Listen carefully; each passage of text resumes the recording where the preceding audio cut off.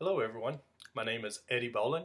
I am the pastor at Edgewater United Methodist Church, and I am the pastor at Midway United Methodist Church. I want to thank you so much for taking some time and for watching this video today. I do want to let all of you know that as we continue during this time of quarantine, that our bishop as well as the cabinet have asked us to continue to suspend in-person worship gatherings until at least May 18. That's our worship services as well as the other gatherings and meetings that we often have. And I do hope that as you are watching this video that you are healthy and that you are well during this time. I want to invite you into a story that, according to the Gospel of Luke, happens the same day of Easter. And it is a story of a couple of guys who are walking together after Jesus has been crucified, after Jesus has died. And they're walking and encounter a stranger on the road. This is a story that comes from Luke chapter 24. And so I am going to be reading today from a translation of the Bible called the New Revised Standard Version. You may hear it referred to as the NRSV, but it's Luke chapter 24 and beginning with verse 13. I invite you to hear these words that Luke writes for us.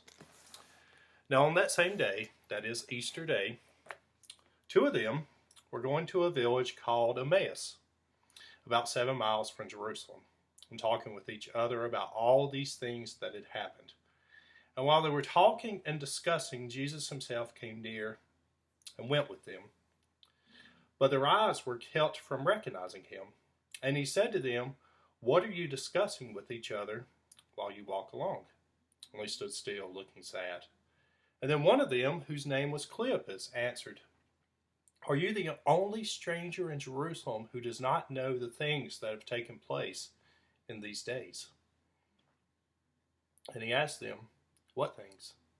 And they replied, "The things about Jesus of Nazareth, who was a prophet, who was mighty in deed and word before God and also before all the people, and how our chief priest and our leaders handed him over to be condemned to death and crucified him. But we had hoped that he was the one to redeem Israel. Yes, and besides all this, it is now the third day since these things took place. Moreover, some women of our group, they astounded us. They were at the tomb early this morning, and when they did not find his body, there they came back and they told us that they had indeed seen a vision of angels who said that he was alive.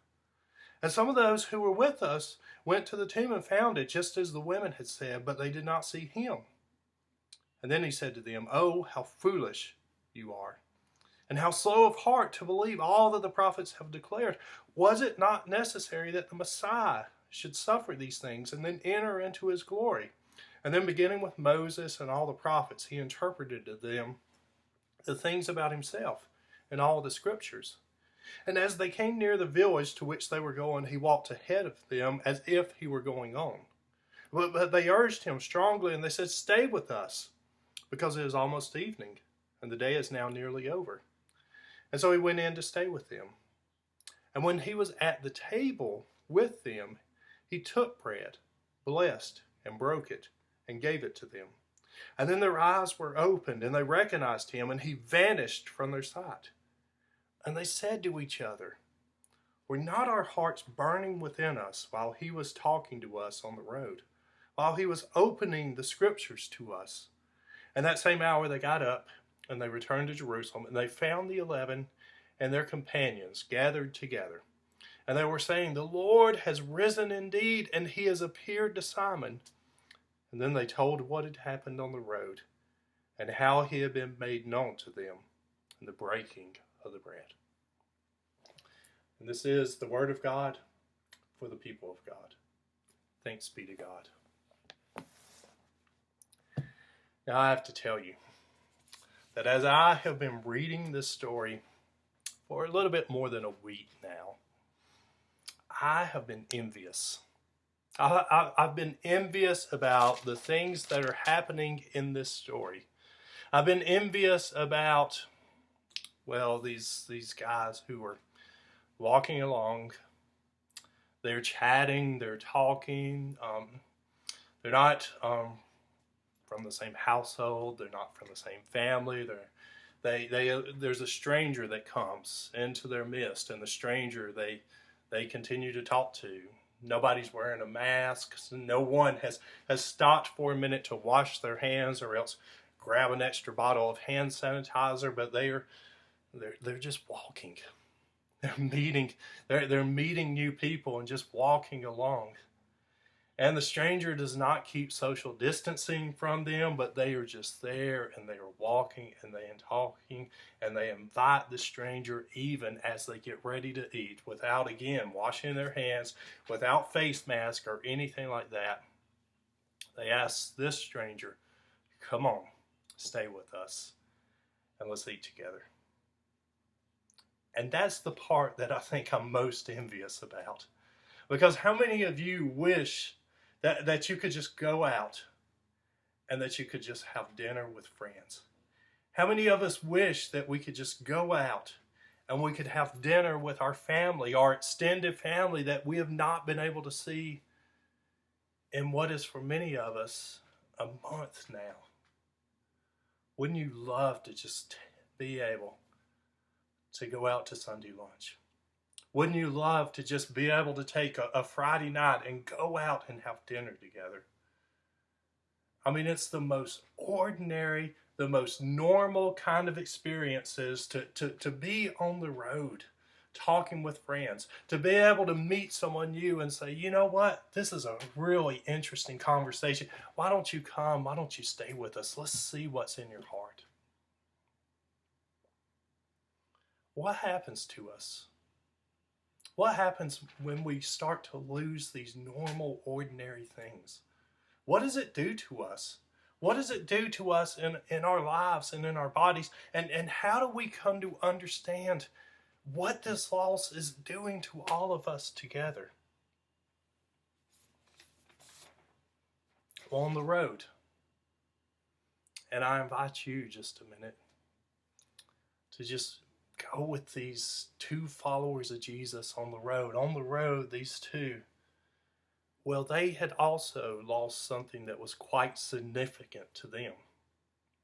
For at least 3 years, maybe even a little bit longer, but for at least 3 years, Jesus was at the center of their lives. They had left their own homes. They had left their own jobs. And they had given their lives to follow Jesus. They were going into villages. They were going into towns. They were going into cities. They were going to weddings. They were attending weddings. They were in people's homes, complete strangers. They were eating with them. They were coming together in very large gatherings. They were hearing Jesus as Jesus taught. They were seeing examples. They were seeing Jesus as he reached out his hand and he brought healing. He brought new life to people who everyone else was just walking right past. To beggars on the street, they had renewed lives. To people who have been born blind, they all of a sudden were able to see. And they had large meals. As the scriptures, as we learn, as the scriptures remind us that these guys who were here on this road, they were with Jesus for all of these years, and they had met with Jesus in very large meals where there were more than 5,000 people eating together. And suddenly all of that came to a complete stop. Jesus was arrested.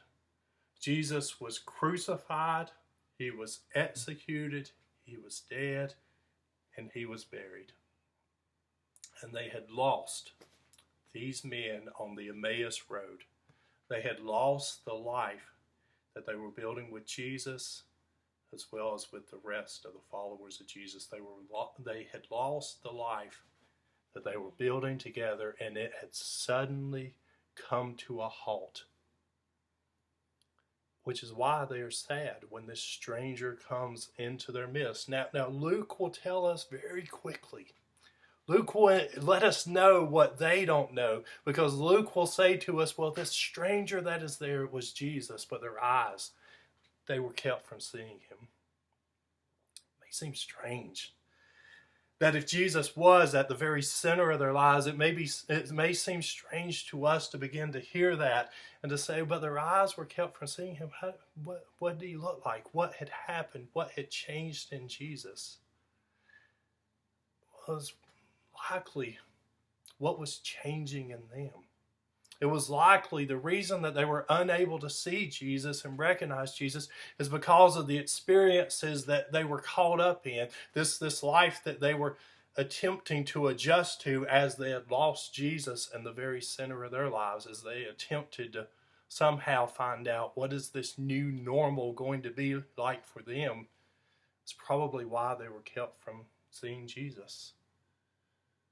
And it may seem strange to us, but when we do experience loss, and when we experience really significant loss, it affects us. Not just emotionally, not just spiritually, but the effects of loss, and it's been demonstrated to us, the effects of loss can even affect us somatically. It can affect us in our bodies. It affects our lives. It can even affect our vision and wreak havoc on our memory sometimes. Maybe some of you have experienced this kind of unknowing, this kind of unseeing before.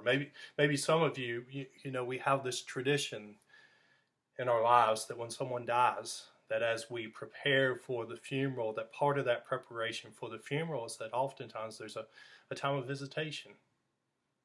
And I know that I've experienced it in a sense in my own father's funeral, and maybe you've experienced it too. But that time of visitation, before the burial, and that time of visitation, as people come and as you have conversations with them, as people come in, oftentimes a line will begin to form, and then it's one person right after the other. Then you will see those very same people a couple of months later, and they'll say, "You remember?" And in your own mind, you'll say, I don't remember. And they say, "But it happened that night. It happened at your dad's visitation. Don't you remember the conversations?" "No, I'm sorry." And I've heard this from others too, that say, it's just all a blur, everything that was happening there. And that is what loss will do to us oftentimes, is that loss is something that we experience. We experience it physically, we experience it emotionally, we experience it in our very own spirits. And as they are coming there, and as they are going along the road, as Jesus encounters them, you see the experience that they have of this loss. And then Jesus begins to walk a little bit ahead of them, and they say to Jesus, they say, "No, don't. I want you to stay with us." That even in their loss there with this complete stranger, they're reaching and they're trying to latch on. They say, "No, I want you to stay with us." They say, "You got to stay with us. You've got to eat with us. You've got to come and you've got to eat with us." And notice what is so very interesting about this story that Luke chapter 24 invites us to sort of step into, is that notice in that meal, in that place with friends and a stranger who was all of a sudden sitting at the table with them, that their eyes are opened. They recognize Jesus.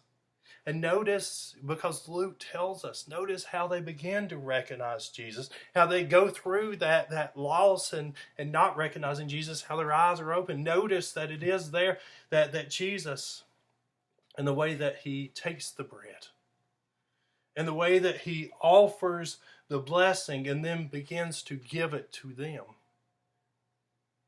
that'd seen it before. And not only had they seen it before, but they had been at the table with Jesus. They had eaten with Jesus before. As I said, with very large crowds as well as small crowds that were intimate and around the table. But they saw in the way that he took the bread. They saw in the way that he offered a blessing for the bread. The way that he gave it to them. And they said, "We've been here before." And suddenly their eyes were open and they saw that this is Jesus who is with them. And from Jesus, And from that moment that as they saw Jesus is with them, as soon as their eyes are open, then Jesus leaves them. In fact, as Luke writes, and as the New Revised Standard Version translates it, Jesus vanished from their sight. This is what happens to us. That on the road that we are walking on,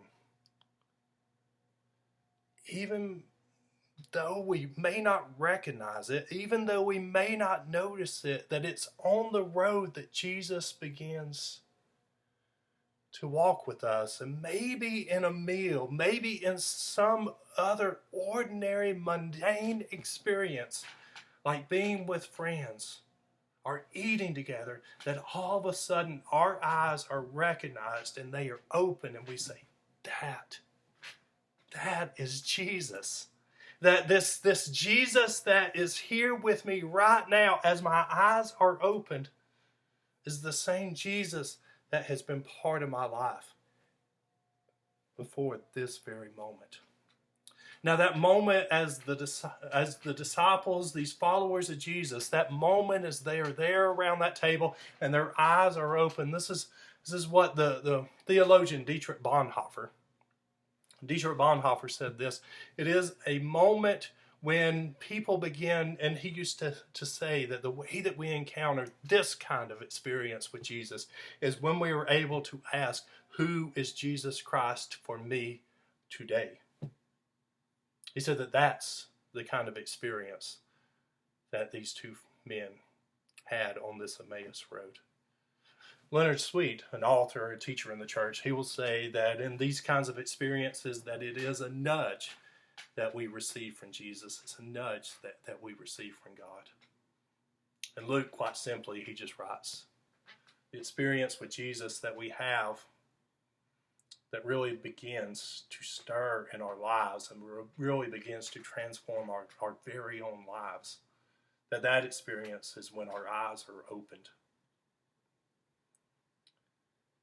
And with eyes that are opened, or with a nudge from God, or with, as Bonhoeffer will remind us, when we are able to say, this is who Jesus Christ is for me today, and feel it in our hearts and let it transform our lives, that when we experience Jesus in a way like these two followers did at the table, and when we experience Jesus in that nudge and when our eyes are open, we have two choices that we can make. Well, that first choice is that we can take this experience as it comes to us and we can let God through Jesus Christ completely transform our hearts, completely transform our lives.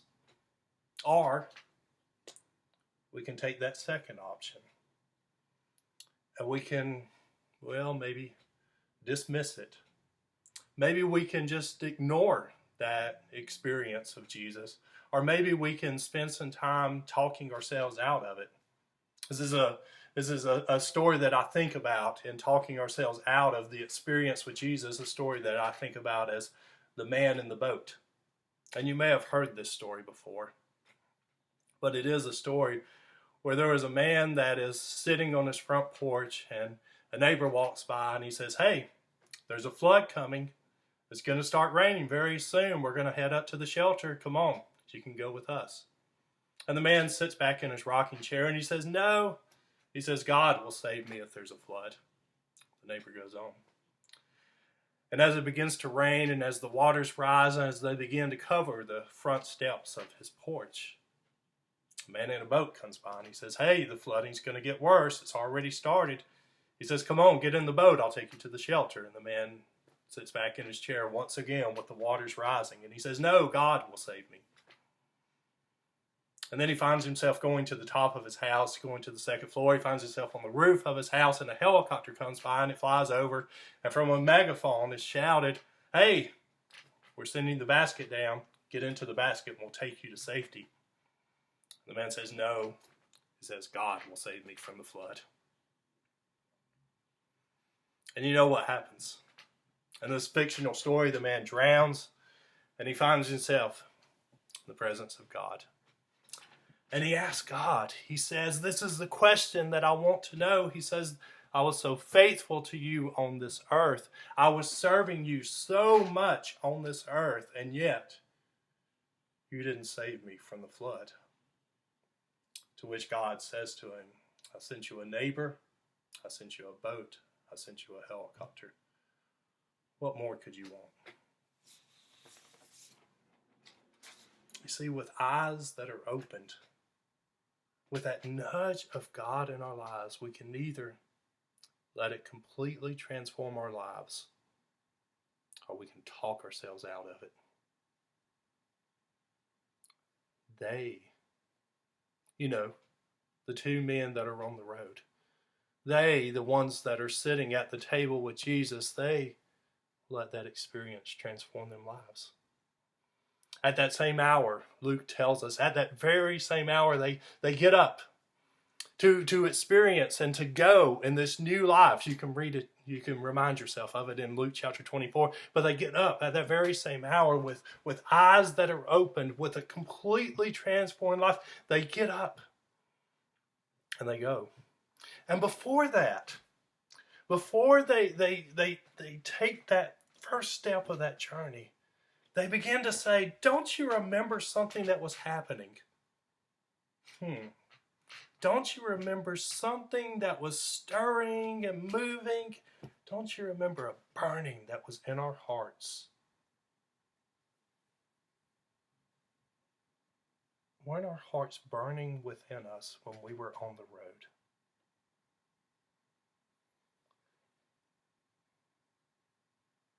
It's another loss for me.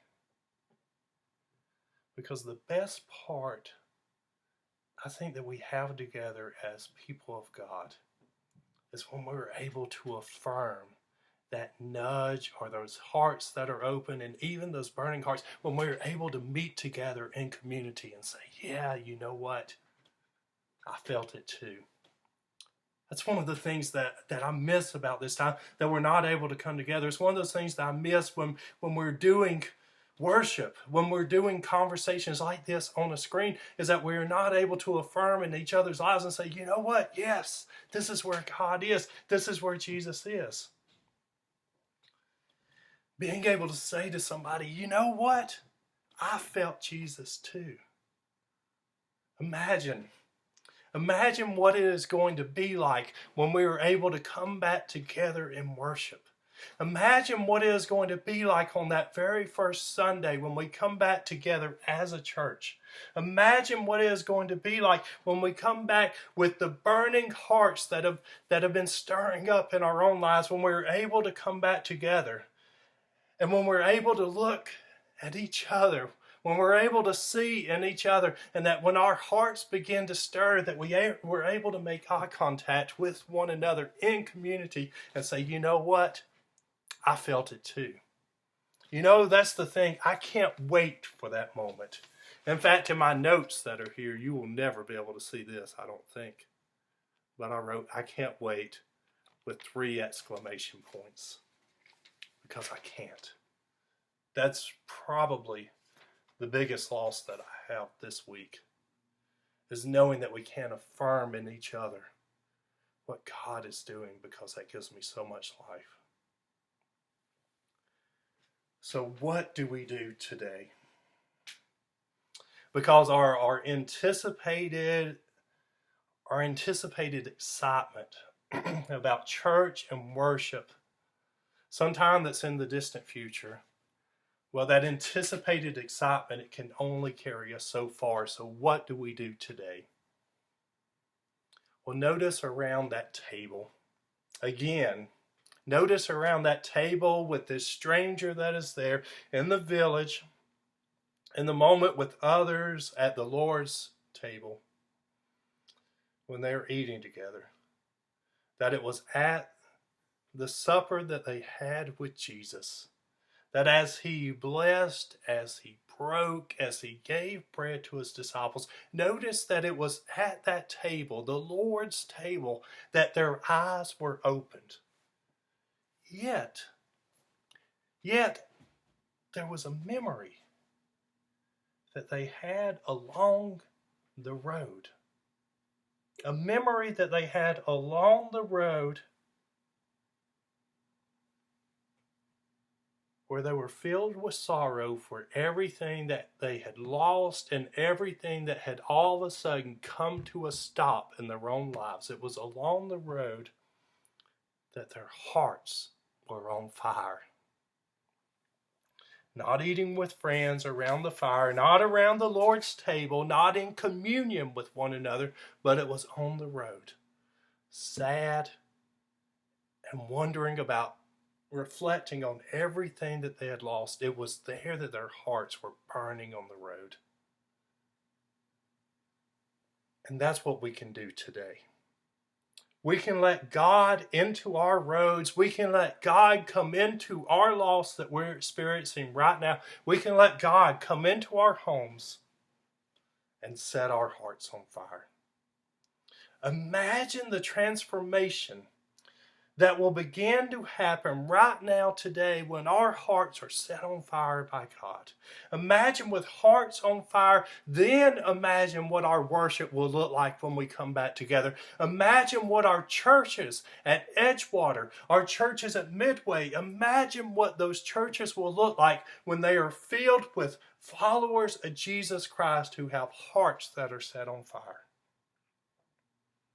Imagine what will happen when we, people who are right now on the road, people that are right now socially distanced, right now in our own homes, quarantined, imagine what will happen as God begins to set all of our hearts on fire.